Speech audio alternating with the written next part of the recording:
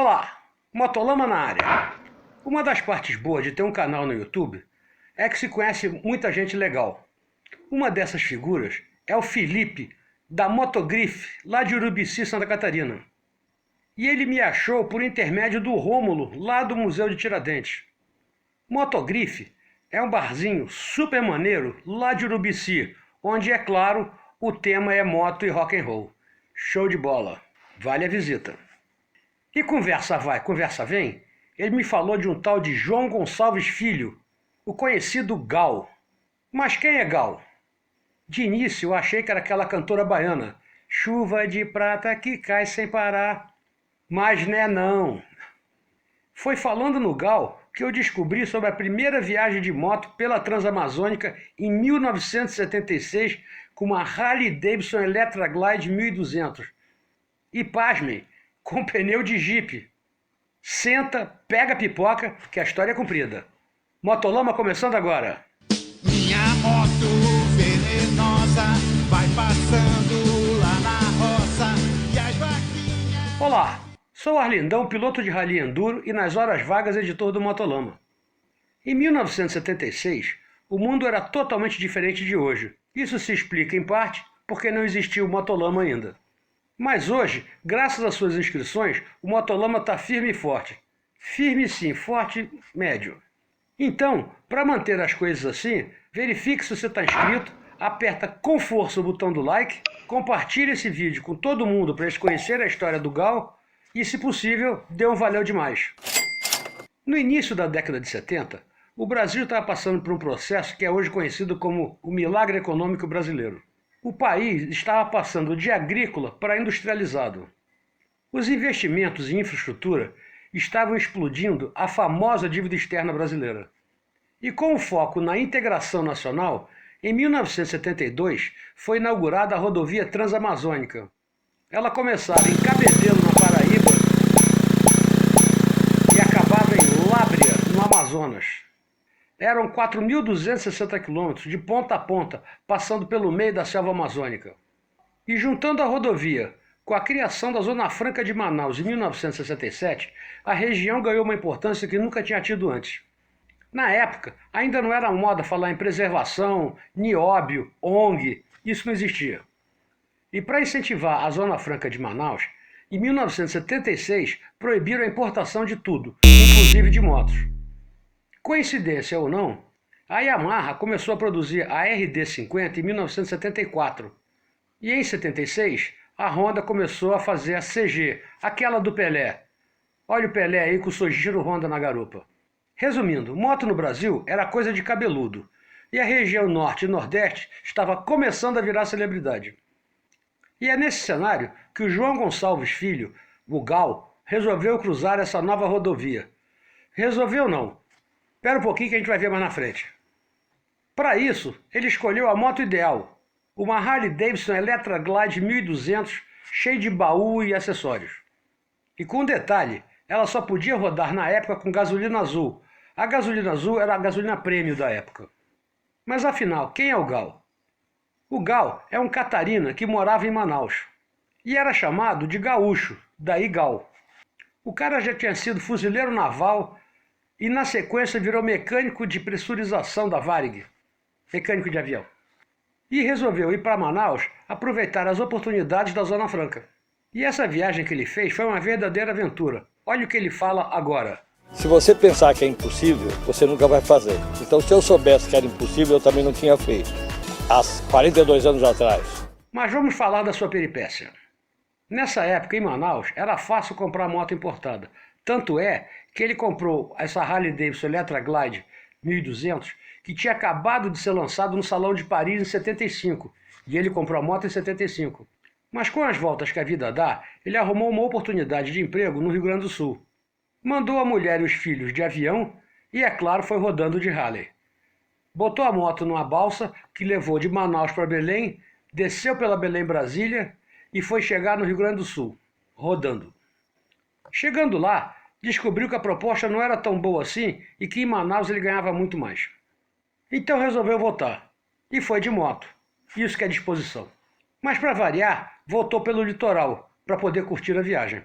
quando passou por Sampa, conseguiu um contato com a revista Duas Rodas, que de alguma forma ajudou ele na viagem. E às 11 horas do dia 11 de maio de 1976, partiu de São Paulo rumo ao Rio de Janeiro, debaixo de um puta pé d'água. Belo começo de viagem, né? Aproveitou para passar no 8º Distrito Rodoviário, ainda na Via Dutra, para falar com o inspetor Joel, que era um motociclista das antigas. Na época, já chamavam de motoqueiros. E já que estava lá, foi apresentado ao chefe do distrito, que fez uma carta de apresentação para onde ele fosse usar aquela carta. Carimbada e assinada. Isso que é uma pistolada fantástica, né? Com essa pistolada, até eu ia para a Transamazônica. E essa carta ajudou demais, como vocês vão ver mais na frente. Então, munido do salvo-conduto, partiu novamente para a chuva. No meio do caminho, começou a ficar com muito frio e parou para tomar um café quente. E para secar as luvas, botou a luva em cima do motor, para esquentar um pouco. Só que deu mole e a luva escorregou para a descarga, encolhendo a luva irremediavelmente. Chegou no Rio por volta de 1h da manhã, mas para não ficar dando mole 1h da manhã na cidade, ele resolveu continuar direto a Belo Horizonte. E conseguiu chegar em Três Rios, onde o sono bateu e ele parou para dormir. De manhã na saída, já dá a primeira grande caca. Um mal entendido nas explicações e ele segue em direção ao Rio de volta. Quando ele se toca disso, é aquela clássica, né? Já que está dentro, deixa, resolveu pegar a BR-116 direto para Governador Valadares, onde ele conhecia uns caras lá. E como ele estava sem dinheiro, ia pedir pouso lá em Governador Valadares. Chegando em Governador Valadares, já à noite, é claro, ele foi procurar os caras. E procura daqui, procura dali, até que conseguiram indicar que os caras estariam no aeroporto. É que esses amigos dele tinham comprado 2 Harleys lá em Belo Horizonte. E as motos iam chegar lá em Belo Horizonte e eles iam de avião lá para ver a moto chegando. E o Gal, é claro, foi junto. O detalhe curioso é que eles tiveram que decolar escondido, porque os caras não tinham brevet para decolar. Bons tempos aqueles.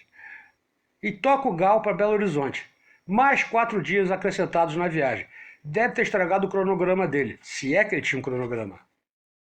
De volta, ele pega a Rio Bahia novamente. E no meio do caminho ele faz amizade com os caminhoneiros, que quando para nos postos, ele duro, os caras ajudam a pagar a refeição dele. E como já era amigo dos caras, cada vez que passava pelos caras na estrada, era uma troca de buzina, farol alto e tal. Numa dessas tinha uma fila de jamanta, e ele saiu ultrapassando todo mundo e toca a buzina, pisca farol, dá adeuzinho. Só que ele esqueceu de combinar isso com o fusível eletromagnético da Harley. Com tanta piscada de farol e tanta buzinada, o fusível não aguentou e desarmou. De repente o trem apagou todo e quando ele deu fé, ele estava no meio do mato já caindo. Nisso que ele está lá no meio do mato, chega um cara com revólver querendo saber o que foi aquilo. Depois de muita explicação, o cara inclusive ajuda ele a levantar a moto para voltar para o posto de gasolina para fazer curativo nele e na moto. É claro que o preju do tombo não podia ficar assim, né?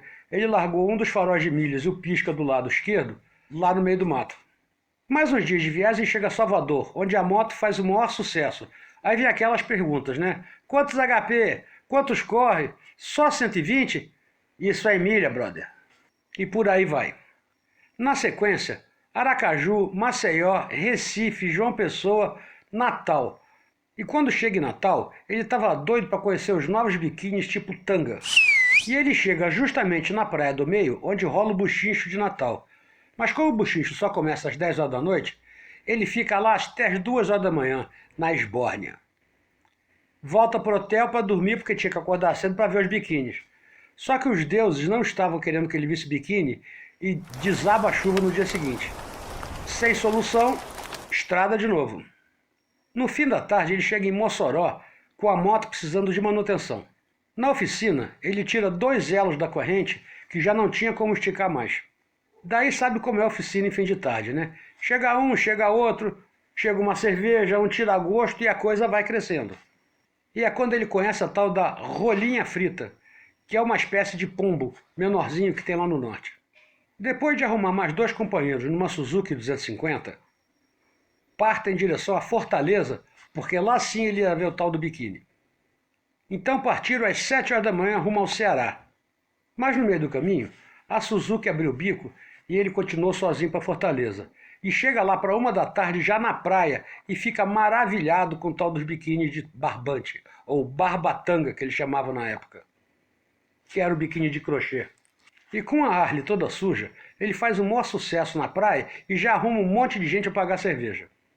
Ainda inebriado com as tangas, ele arruma um amigo que, além de pagar a cerveja, ainda paga uma diária de hotel para ele, o que garantiu mais 8 dias de tangas irrestritas. No final dos 8 dias, sem opção, partiu rumo a Teresina, onde teve oportunidade de ver a maior população de jegue solto na estrada. Depois de levar muito susto com essa tropa solta no meio da estrada, ele chega em Teresina, pronto para procurar o DNR para ver se arruma mais gasolina. E com a tal procura da gasolina azul, ele vira a notícia no jornal O Dia, onde, de quebra, é apresentado para Miss Piauí. Nessa altura, ele já era celebridade no Nordeste. Próxima cidade, Bacabal, no Maranhão. Ele tinha uma carta de apresentação para um tal de um médico que ia arrumar gasolina para ele lá na cidade.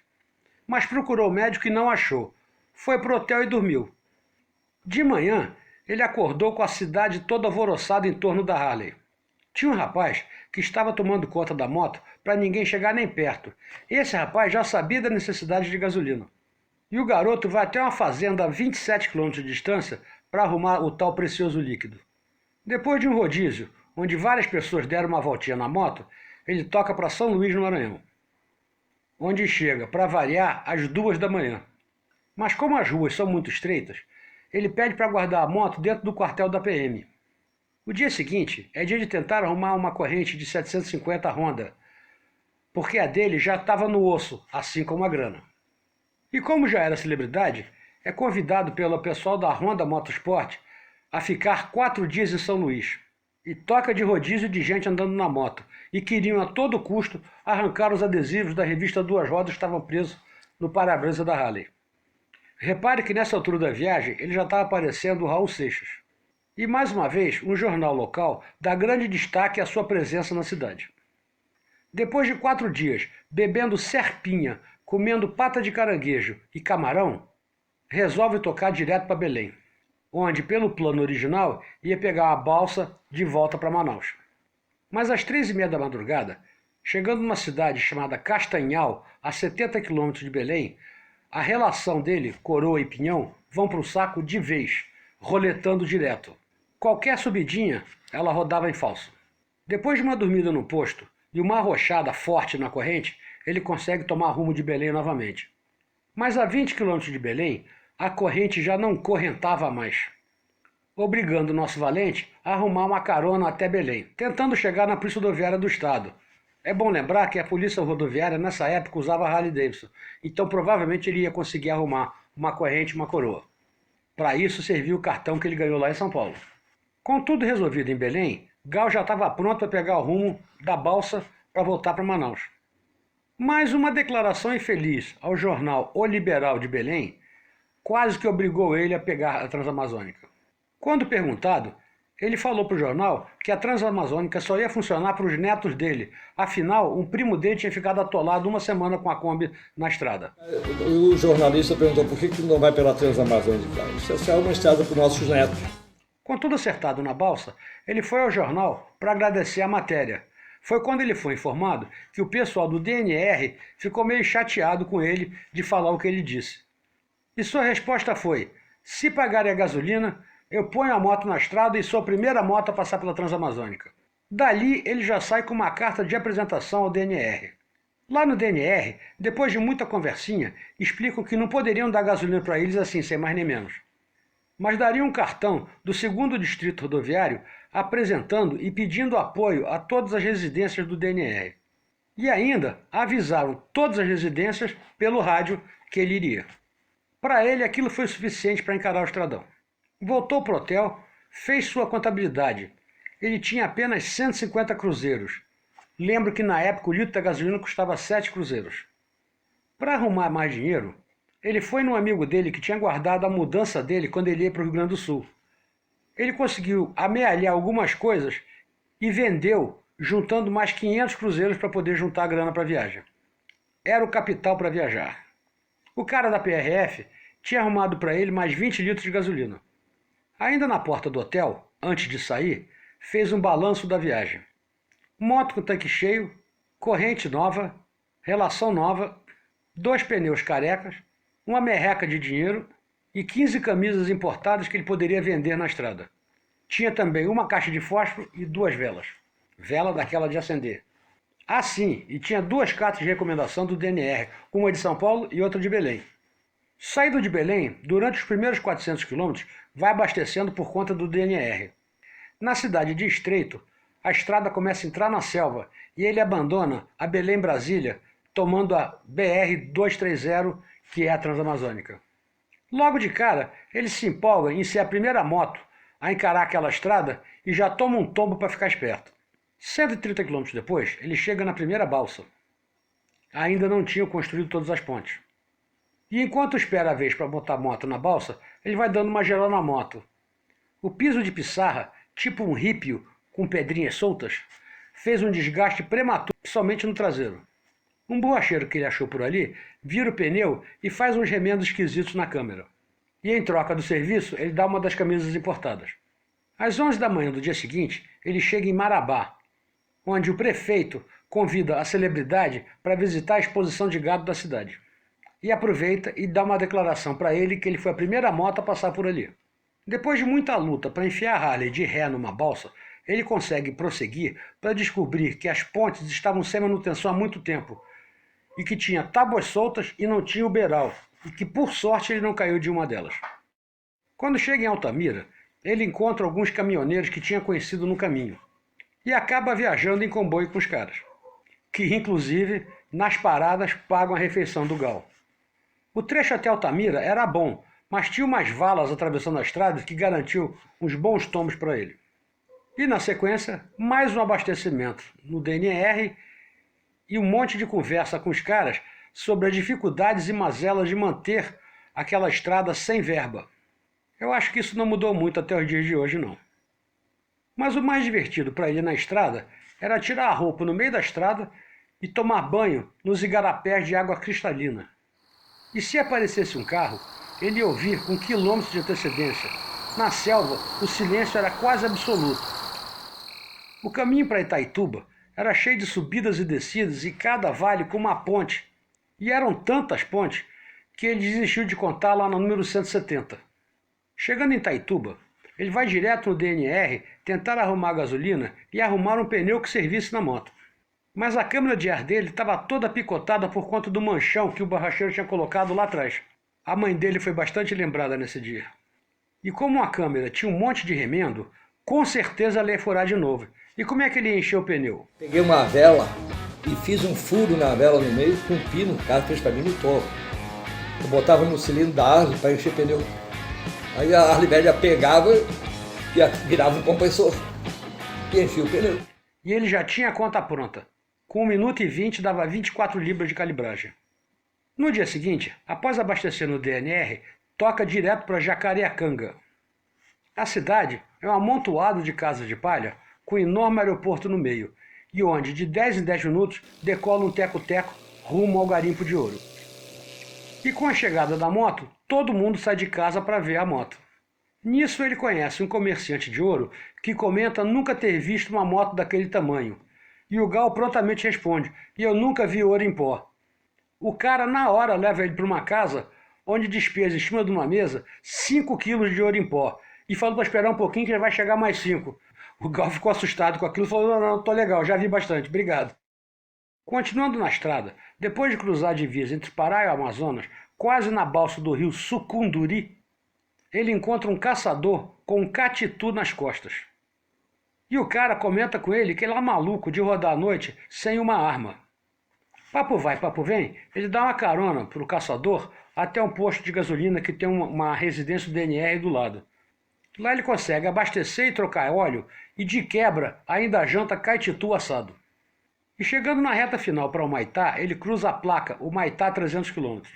E como a estrada tinha melhorado um pouco, ele começa a se animar. Mas ele estava com sede e começa a ficar atento para alguma casa onde pudesse pedir água. Com isso, não viu uma panela, um buraco enorme, que além de jogar ele no chão, ainda furou o pneu. E enquanto desmonta a câmera para encher o pneu de capim, já meio no escuro, ele começa a ser atacado implacavelmente por um monte de pium, que também é conhecido como maruim. É um mosquitinho pequenininho, chato pra burro. Aí ele coloca a cueca na cabeça para ver se resolve, mas não adianta. Começou a se desesperar e fez uma fogueira com bastante folha verde para ver se a fumaça espantava os mosquitinhos. Nada.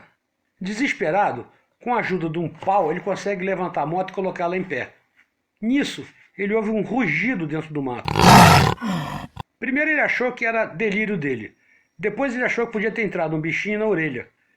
E ficou atento. Logo em seguida, outro rugido do outro lado. Na hora, ele lembrou do papo com o caçador, que disse que as onças, nessa época, andavam em bando para acasalar. Montou a moto de qualquer jeito, jogou um pouco de gasolina no fogo para aumentar o fogo e espantar a onça, e saiu acelerando tudo no escuro, a 40 km por hora, arrastando os pés no chão. Lembra, o pneu estava cheio de capim e a moto ia toda esquisita. Ainda com sede e com os pneus cheios de capim, logo passou um igarapé na frente, mas ele não teve coragem de parar. Ele rodou mais 50 km até chegar num posto do INCRA. Foi alegria total, porque além de encontrar água, tinha gente para ajudar ele a acabar de desmontar as rodas e tentar arrumar uma carona para ir até o Maitá ver se ele conseguia trocar o pneu. Por sorte, passou um cara numa Kombi que ele tinha conhecido numa travessia de balsa lá atrás e resolveu dar carona para ele até a cidade. Estou pensando num pneu de Jeep. Você tem por aí um pneu de Jeep, anda buscar tudo. Aí levaram as duas rodas minhas, estou de caçamba, fui pro cara, lá tiraram uma galiota, lá sei lá, no carro velho lá, tiraram um Jeep, botaram para mim, montaram, voltei 100 e poucos quilômetros de caçamba para trás. O dianteiro, o pneu dianteiro da Harley passou para traseiro e o dianteiro botei da fora. E fui embora. Aí quando passava para lá ele consegue uma carona para voltar para a moto num caminhão basculante. Só que para enfiar aquele pneu maior, de Jeep, na moto ele teve que tirar o paralama dianteiro. Chegando em Humaitá, ele pega uma outra declaração que passou por lá e já vai procurar o DNR para ver se arruma gasolina para poder pegar o último estirão até Manaus. Dali para frente, a estrada já era asfaltada e tinha muito posto de gasolina, mas eram 670 km até Manaus. E ele já estava sem dinheiro. Aliás, tinha 5 cruzeiros que ele gasta tomando um cafezinho e comprando um cigarro.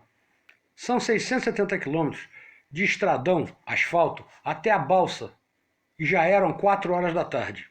Com fome, ele já começa a tirar a diferença no acelerador. Até que às 3 horas da manhã ele consegue chegar no acampamento do DNR. Lá ele invade a cozinha dos caras, faz um mexidão com 8 ovos, peixe, farinha e tudo que tinha lá dentro, come e acaba dormindo com a cara dentro do prato, de tão moído que ele estava. No dia seguinte, às 2 horas da tarde, ele sai da balsa em Manaus. 4 meses depois de começar a aventura, com o odômetro marcando 13.241 milhas, que dá 21.185 quilômetros. A primeira coisa que fez foi fumar um cigarro Minister. O Gal hoje é conhecido como o cara da Transamazônica. Pois é, fazer essa aventura de moto em 1976, numa Harley Davidson, isso foi uma aventura de uma vida inteira. Hoje, muita gente faz a Transamazônica de 125, de Honda Pop, de XR400, enfim, de tudo quanto é moto. Mas fazer isso em 1976, onde as condições eram totalmente adversas, isso foi uma aventura. Agora está excelente, né? No meu tempo não tinha nada, só tinha 3 cidades na Transamazônica e mais nada. E você não tinha onde abastecer, não tinha água para tomar, tinha que tomar nos igarapé. Hoje virou uma cidade com Wi-Fi, com tudo. Não falta água gelada. Os hotéis, por mais humildes que sejam, têm ar-condicionado. Parabéns, Gal. Enquanto eu monto esse vídeo, ele está voltando para Lábrea, onde vai ter um evento de inauguração de um marco da primeira moto a atravessar a Transamazônica. Inclusive, eu não consegui fazer a entrevista porque neste momento, ele, do alto dos 75 anos dele, ele está rodando de moto até Lábrea para a inauguração do evento. Quando ele chegar de volta, eu vou pegar uma entrevista com ele e apresentar aqui no canal. Falando nisso, se alguém se interessar nessa camisa que eu estou usando, que é em homenagem à fantástica viagem do Gal pela Transamazônica, o link vai estar aqui embaixo na descrição. Então é isso, galera. Me aguardem que em breve vamos ter uma entrevista com o Gal aqui no Motolama. Deixa só ele voltar do Amazonas. E enquanto aguardo a entrevista do Gal, verifique se estão inscritos e aproveita para dar o like e compartilhar esse vídeo. Um abraço e até breve. Fui! Minha